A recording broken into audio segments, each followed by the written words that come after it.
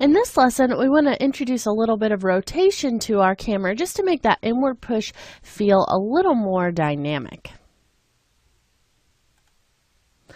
Okay, so I've gone ahead and opened up the camera in the properties bin. You can just go ahead and double click that to have that open there. And what I want the camera to do is basically to be angled downward. So let's just go ahead and type in a rotation here on the first frame of 5. Okay, so this looks like it rotated our camera upwards. If we go into the 3D view, you can see that it's kind of angling up like this. So let's try a -5. Much better. Okay, so now it's pointing down kind of closer to the water. If we go back into the 2D view, you can see that this looks pretty good, but we need to move our camera up so we don't have this big black space at the bottom. So let's go back into the 3D view, and I'll just zoom in a little bit by rolling my mouse wheel.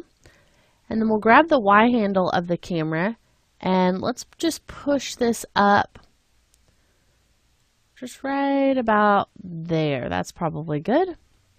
Let's take a look at this in our 2D view. Okay, so that looks great. We've kind of gotten rid of that black space down at the bottom.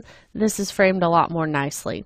So that's going to automatically update the keyframe that we set for the translation by moving that up. But we still need to set a keyframe for the rotation that we changed. So on our first frame, again, make sure that's where you are.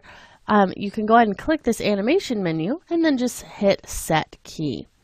And then let's go ahead and move forward to the 100th frame, and I want to rotate this back down to 0. So we'll just highlight that, hit 0 and push enter, and that looks pretty good. So I'm going to go ahead and play this back, and we'll just kind of see what that rotation does to our movement in our shot. I'll go ahead and pause this so you don't have to watch it caching the frames.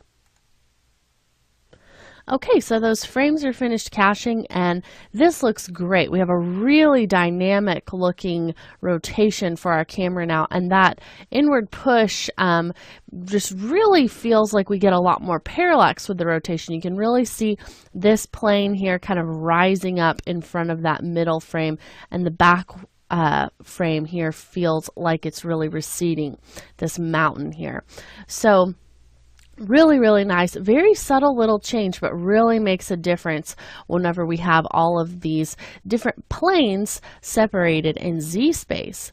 So now that we've added some rotation to our camera, I want to go ahead and introduce particles and then just kind of start tweaking the parameters for those particles. Now the particles are also going to be a huge change to this scene, and I want it to look almost like there's maybe some cottonwood or something drifting in, some pollen kind of coming in on the air.